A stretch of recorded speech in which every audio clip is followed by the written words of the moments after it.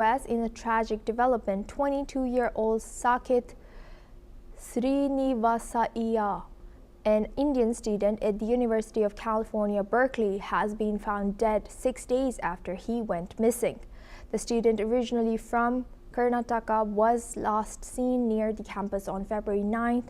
A citywide search led to the discovery of his body, and the Indian Consulate in San Francisco has assured full support for the repatriation of his remains.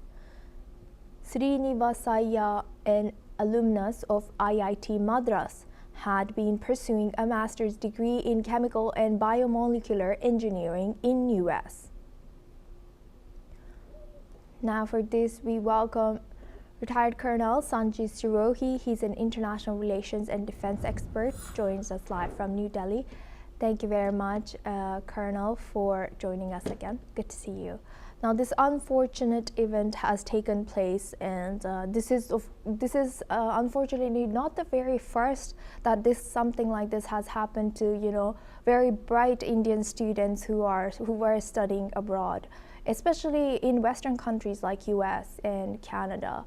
How should the countries which host these bright students, share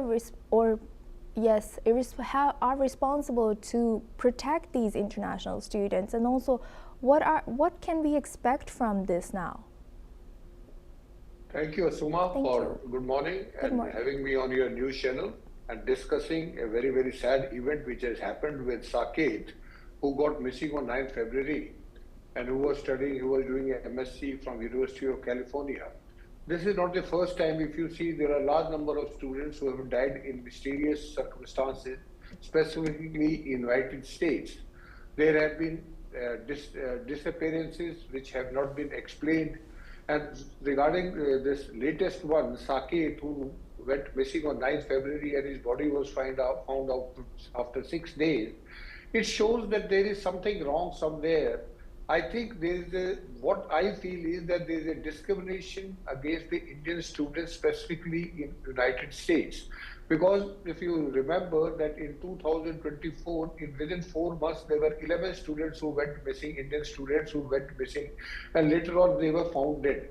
So I think the government which are hosting their students, they must make sure that they must be provided proper safety, security, and in case of these events which take place, unfortunate events which take place, the government and the investigating agencies must investigate properly, and they must take some measures to make sure that these things don't happen. Because this boy who was from IIT Madras in India, getting into IIT is not an easy thing, and after that, he has done his BTech, he has gone abroad.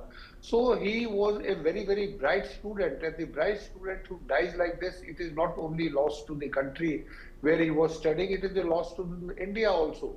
So I think there are two things which must be seen into. As far as the United States is concerned, they must ensure safety, security, and carry out proper investigation. And on the other hand, I will say that the Indian government and other people must also take into this consideration and make sure that the bright students, they don't go abroad to study. All those facilities must be available in the country itself, in India itself. Asuma. Yes. Yes, indeed. The brain drain from especially India to US is real, including these students from IIT, not just one IIT, but many IITs who end up moving to states or Western countries for better jobs, better opportunities, better salaries. How is this brain drain affecting, India in long term, and what needs to be done right now in terms of protecting these students, not just for their safety, but for India's prospect for the future? Well, your question has two parts. Firstly, what should the government or the people in India should do?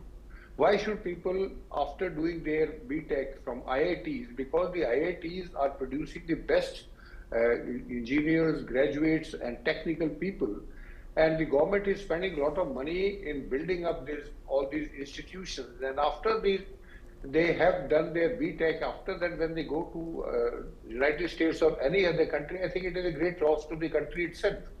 So I think first of all, the government of India must ensure that the education system of ours should be as good, if not better than any other country in the world. That is number one.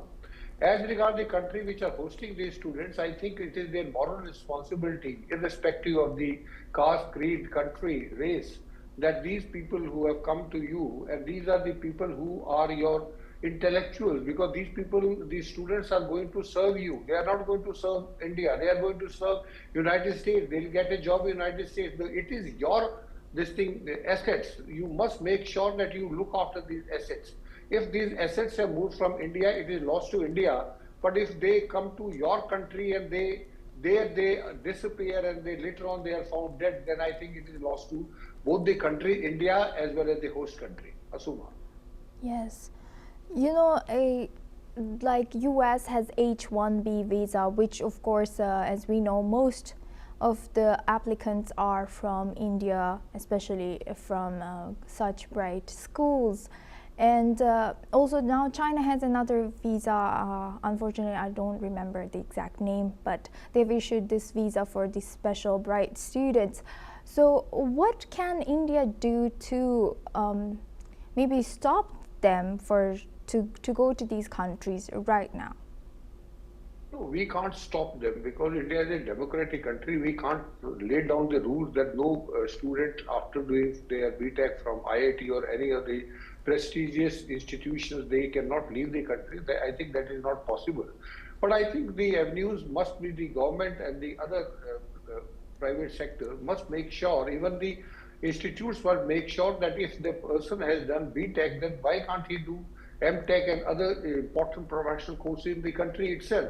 So I think it is the country itself, that is the Indian government must make sure that they should make our country, that is India, they should make it more attractive for the students to stay put here only and work here only. It will not only benefit the students, it will benefit the country, it will benefit as a nation as a whole. So I think the moral responsibility of making sure that the students, they don't go abroad for higher studies or for taking up a job. The country itself must make sure that these students, they get all these opportunities, whatever are available in other countries, they are available in the homeland itself. Asuma. Yes. Thank you very much, retired Colonel Sanjay Sirohi, for sharing that. Please stay with us as we come back to you.